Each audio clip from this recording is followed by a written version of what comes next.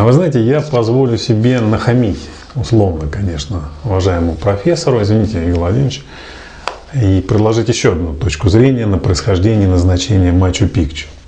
Помните, кто-то из великих обнаружил, что туризм дает государству и бизнесу доходы, сравнимые разве что с наркоторговлей, или проституцией, или торговлей оружием. По легкости организации, по оборачиваемости капиталов, по отсутствию глобальных рисков.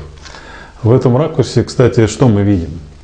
Европейцы давно и плотно окопались на экскурсионных фронтах. Они понастроили себе всяких бальбеков, прочих каджурах, очистили сгнившие анкор-ваты, восстановили полуразрушенные колизеи. И что, и засияли в их мошнах новые блестящие монетки, разве не так? И вот после войны севера и юга, которая нам, говорят, еще только предстоит, на мировой сцене появляется новый сильный игрок – Соединенные Штаты.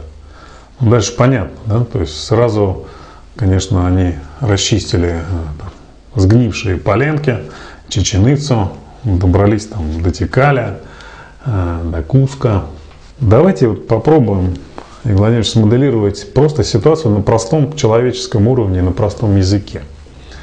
Кто не знает понятия Эльдорадо?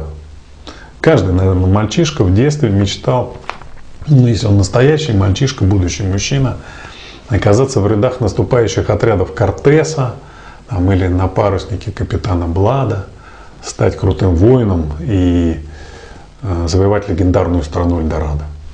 А ведь она находилась, кстати говоря, в Южной Америке. Кто-то сомневается в этой ассоциации Америка и Эльдорадо?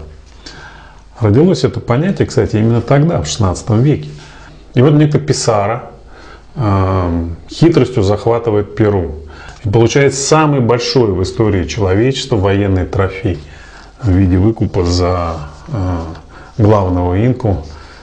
Помните такого лопоухого Атабалипу, или Атауальпу, как нравится. Помните, он еще, дурачок этот, руку так к потолку поднимал и так со слезами на глазах говорил: вот я столько золота в комнату набью, натащу, только дай еще пожить. Потом солдаты Писаро, конкистадоры, больше 2 месяцев переливают золотые и серебряные изделия, которые были набиты в эту комнату, в слитки, чтобы удобнее было хранить и отвезти в Санто-Доминго, в Доминикану, а это морем, чтобы удобнее было везти в Испанию, отдавать положенную пятину испанскому королю. Потом все кончается. Вы представьте себе, сидят такие голодные, злые и очень харизматичные парни, которые огнем и мечом прорубили дорогу в гибельных джунглях Амазонки, с легкостью гонялись за остатками разгромленных войск инков по Андам. И вдруг их ничего не заинтересовало. Близлежащая местность, всего 100 километров от столицы, от Куска, ничего не заинтересовало.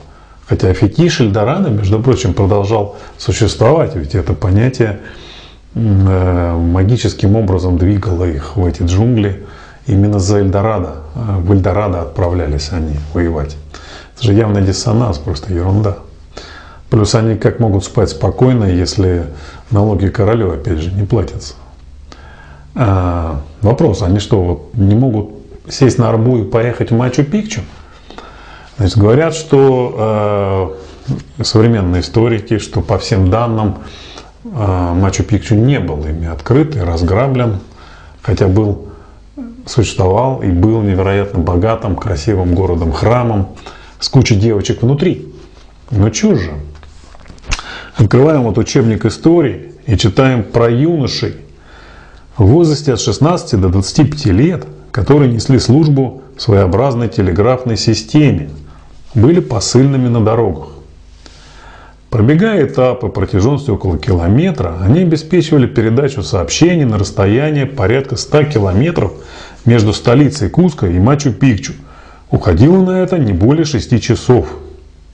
Допустим, испанцы Пареньков ловили, пытали, те молчали как партизаны и не раскололись там про дороги в город солнца, то бишь, возможно, до сих пор не найдено Эльдорадо. А что вот у этих испанцев, у них своих глаз что ли нет? Или они не самостоятельно тарили дорогу через сельву и горные хребты? Ну, очевидно, ерунда. Значит, делаем вывод.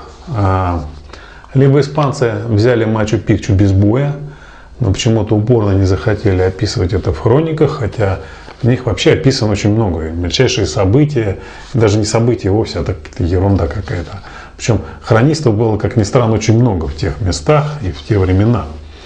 Либо Мачу-Пикчу просто не было. Ну, просто нечего было искать, Эльдорадо искать надо было в других местах.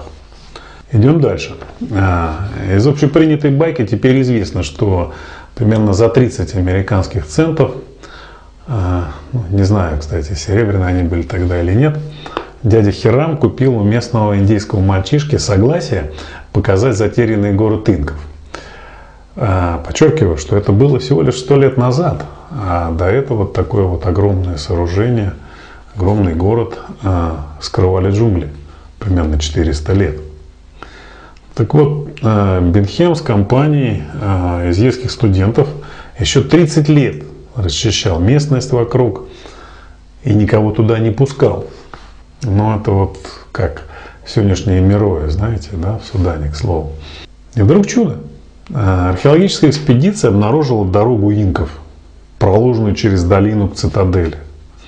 И тут как раз та мощенная крупным булыжником дорога, по которой бегали юноши-телеграфисты в возрасте от 16 до 25 лет. Ну, вот разве можно поверить, что специалисты не замечали такую штуку, эту дорогу 30 лет? Ну, это же просто нонсенс. Опять делаем вывод. А не было никакой ни дороги, ни города в 1911 году. Была великолепная спецоперация по созданию нового туристического объекта в перуанской глухомании. У нас сейчас, кстати, такая в Аркаиме осуществляется. Ну, еще пару белых шаров в мою корзинку. Вот вы, Владимирович, подробно и интересно рассказали об Интиватане, как бы вот этих солнечных часах инских жрецов. Они являются одним из главных элементов города, как бы таким краеугольным камнем всех мистических и научных построений. Вообще, конечно, это набившая оскомину чепуха. Вот об этих мудрых туземцах, которые бегают в набедренных повязках, даже частенько без них, там, лаптем хлебают щи из грубой керамики, а тем не менее, не щадя живота своего, там, возводят циклопические сооружения, обязательно с какими-то загадочными штуками внутри, которые определяют не только время суток, но и время года, управляют циклами военных походов, сельскохозяйственных работ, в общем, всей жизнью, даже временем спаривания своих жителей. В общем, эта ерунда, она клонируется там по всему миру. Помните, мы, кстати, обсуждали с вами это, по-моему, в отношении Стоунхенджа, когда делали этот материал. И вот Мачу-Пикчу, этот, как бы, вот этот Интиватан, этот фаллический шип, естественно, тоже астрономический и хронологический объект. Ну, как иначе, там, торчащие выступы, говорят ученые, там в разное время дня отбрасывают тени различной длины, и по ним ведется отсчет времени. А после захода Солнца он используется как инструмент для астрономических наблюдений, поскольку вроде бы даже одну из своих граней он направлен на созвездие Плеяд. Что это дает, мне не совсем понятно, но я не астроном. Знаете, вот посмотрим внимательно.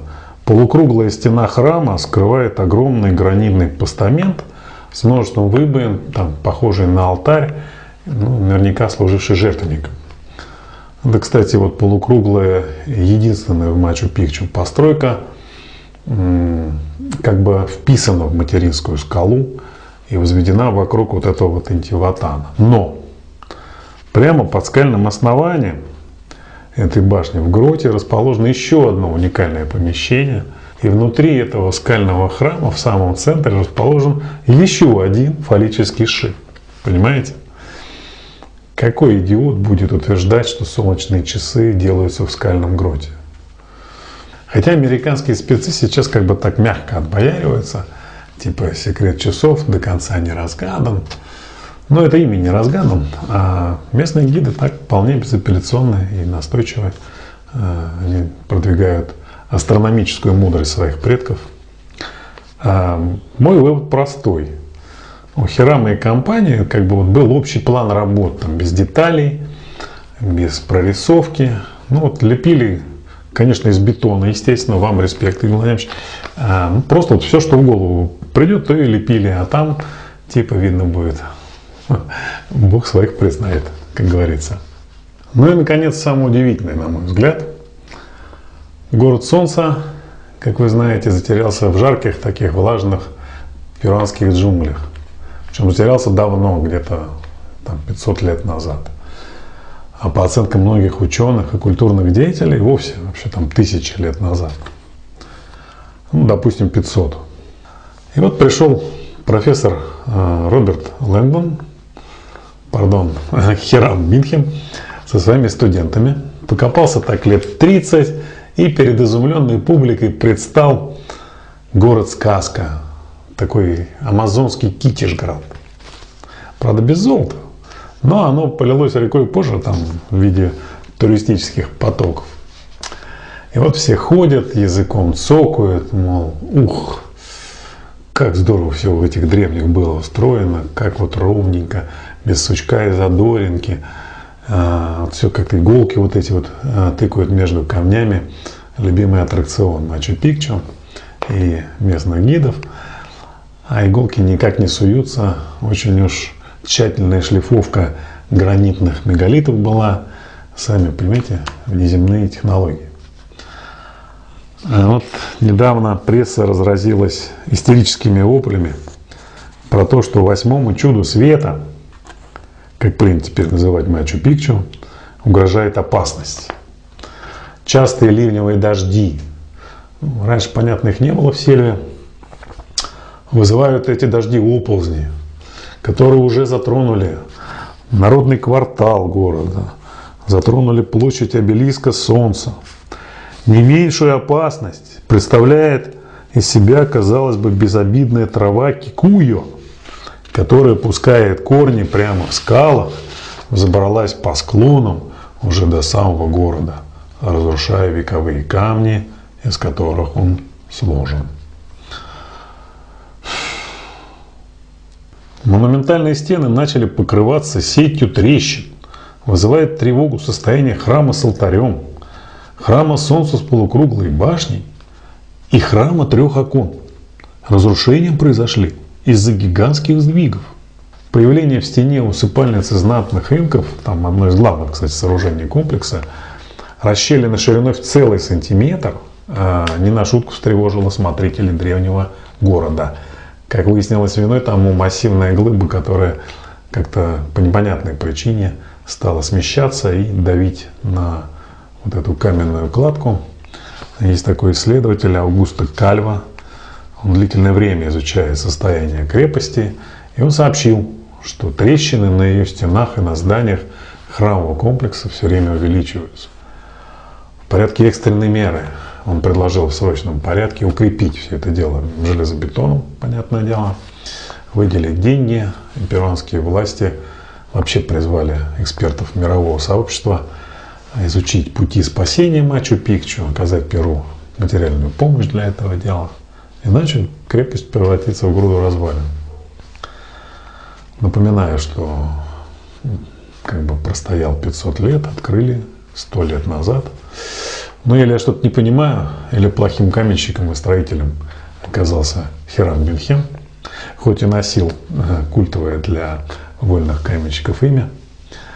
Извините за длинный монолог, Игорь Владимирович. Ну и огромное спасибо за интересный рассказ, за интересную версию происхождения запретного, ну или затерянного города инков. Спасибо.